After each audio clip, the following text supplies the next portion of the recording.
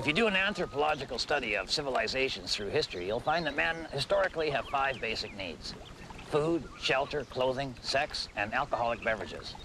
And sometimes those last 2 are reversed. Alcohol is very ceremonial, for toasting at dinner parties, for communion at church. They even drink booze at treaty signings. And when you see the kind of mess the world is in, it's pretty obvious that alcohol was involved somewhere in the negotiations. It just seems that whenever you get men together, you get fermentation. It's not smart or correct, but it's one of the things that makes us what we are. A setback this week. The beer store called up and said that if we would pay our tab, they could repave the parking lot and buy a new fleet of trucks. And we kind of twigged onto the idea that perhaps we're spending a little too much money on beer. Yeah, I agree. I think everyone should just cut back on their consumption around here. Cut back? Oh, no, we're going to brew our own beer, Harold. All we need is pure water, brewer's yeast, hops, barley, sugar, and containers to put the beer in. We got everything but the pure water. Well, maybe you should start by brewing small amounts. That would limit the size of the potential explosion. Well, Harold, that's just not the way we do things around here, all right? You know, the ancient Romans brewed beer, Harold. In fact, every great Western civilization brewed beer. Did you know that? Yes, I did. And did you know that at some point every great civilization collapsed? Connection, perhaps? Harold, if it's good enough for Julius Caesar, it's good enough for Possum Lodge. Veni, vidi, vomiti. I came, I saw, I Ralph.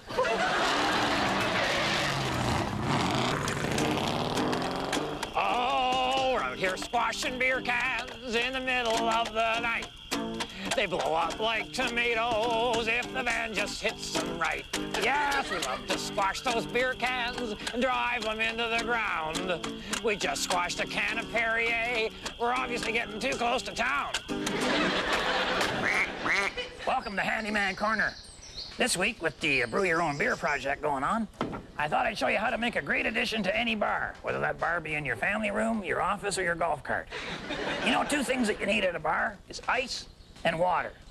Water for mixing drinks and ice to drop into people's shorts or into their hats, depending on where their hangover is. Now, you can buy one of them fancy fridges, got the ice and water dispenser built right in, but those babies are up to $200. Plus, they may not fit into the same space that you already got. And for me, I'd have to clean out my fridge and take off all my messages, the phone numbers, the mortgage to my house, my will. So instead of that, I'm going to show you how you can turn the fridge you got now into an ice and water dispenser machine. All right, first thing you're going to need for ice water is something for the cold water to flow through. I'm thinking garden hose. What's cold about a garden hose, you're saying, as you reach for the channel changer? Well, nothing, until you run it through the freezer. All right, step 1, drill a 3/4-inch hole right in the freezer for the hose to go through. Perfect. All right, I did the same thing at the back end there, so we got the garden hose going right through the freezer. Now, you're going to want to control the flow and direction of your ice water, so I would say put a nozzle on there like that, or if you're a real fun guy, you can throw a sprinkler on there, you know, if your party guests are getting out of hand, like maybe they want to play charades or something. All right, let's give her a try.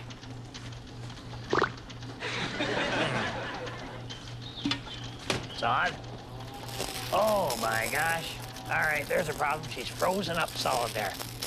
So what we got to do is we got to put some insulation, I guess, around that hose to stop it from freezing inside there. You could use styrofoam or fiberglass, but I'm thinking work socks.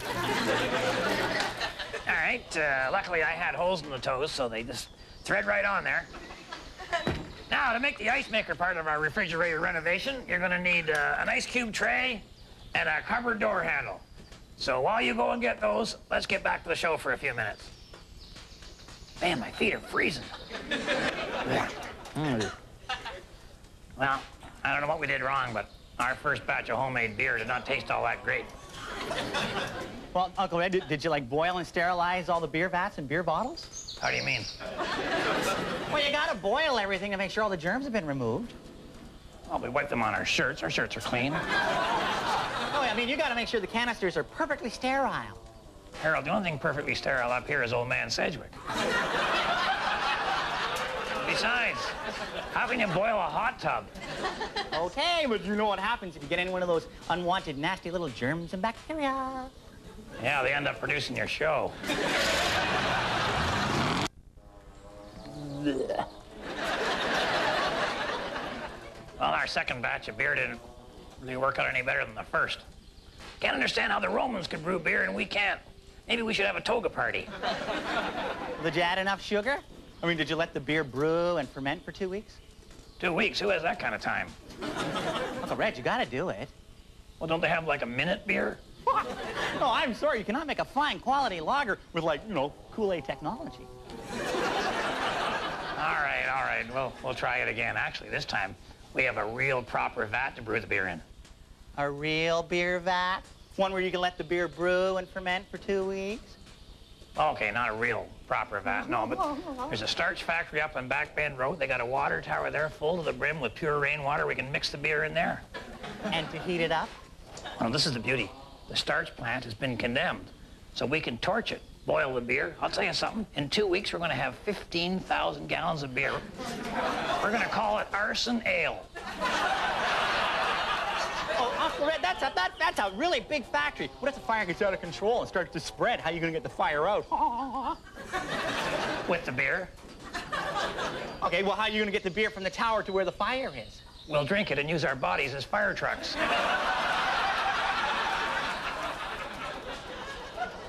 All right, but watch out for backdrafts.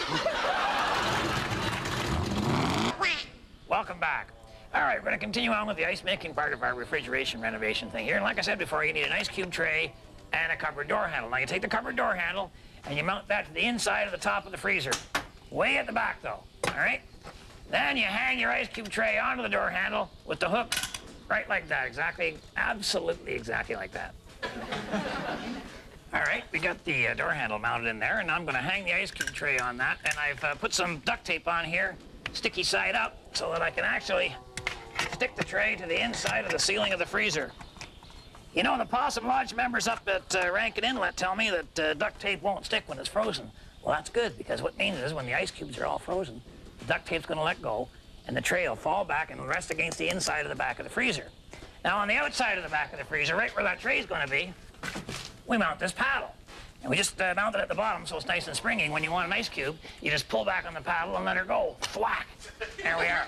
Of course, the ice cube's got to get out of the freezer somehow, so what you got to do is put a hole in the front door right directly in front of where that tray is hanging. You can cut that with tin snips, of course, but first of all, you're going to need a pilot hole. Right tool for the right job. There we go. Let's test drive a cocktail. I took the liberty of filling the ice cube tray up with water there, and I duct taped her to the inside of the ceiling of the freezer, so ice cubes are forming as we speak. All ready? Now, add a little bit of water. Oh, don't want to drown it. Okay, the ice may take a few minutes here, so while we're waiting, I want you to remember, if the women don't find you handsome, they should at least find you handy. Oh, there we go. The Iceman cometh.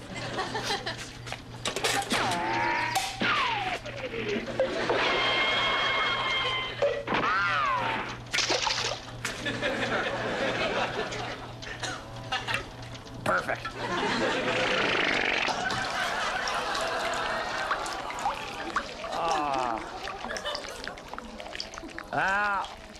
The homemade beer project was, I guess, a blowout.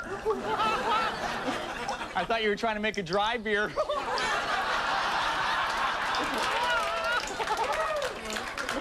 I heard it was raining beer foam all over Rock Reef Point.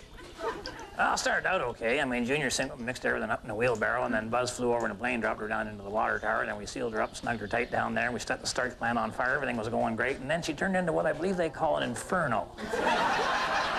I knew something was wrong when I saw the sides of the tower bulging out into a sphere. And then she blew, big time. Old man Cedric went kind of strange on us. He got up and he said, "I am death, destroyer of worlds." Then there was a big shock wave, knocked us all flat, shattered all the empties. When we woke up, it was real strange. We all stunk like beer, but nobody was singing Irish songs. Too bad you missed it, Uncle Red. The best part, the beer actually put the fire out. It was so cool. You know, but the liquid, I mean, it instantaneously vaporized, right? But there was this a huge cloud of beer gas wafting over the floor. Yeah, Buster said the animals were acting real weird. Birds were falling out of trees. Rabbits were having fist fights. Bears were belching trees flat. Oh, it's meeting time, Uncle Red. Yeah, you go. I'll be a little while here. I'll my underwear and set off a breathalyzer machine. All right. If my wife is watching, I'll be coming straight home after the meeting, and I'll tell you something, honey. I am off beer until probably this time tomorrow. And, for the rest of you, thanks so much for watching. Until next time, on behalf of myself and Harold and the whole gang up here at Possum Lodge, keep your stick on the ice.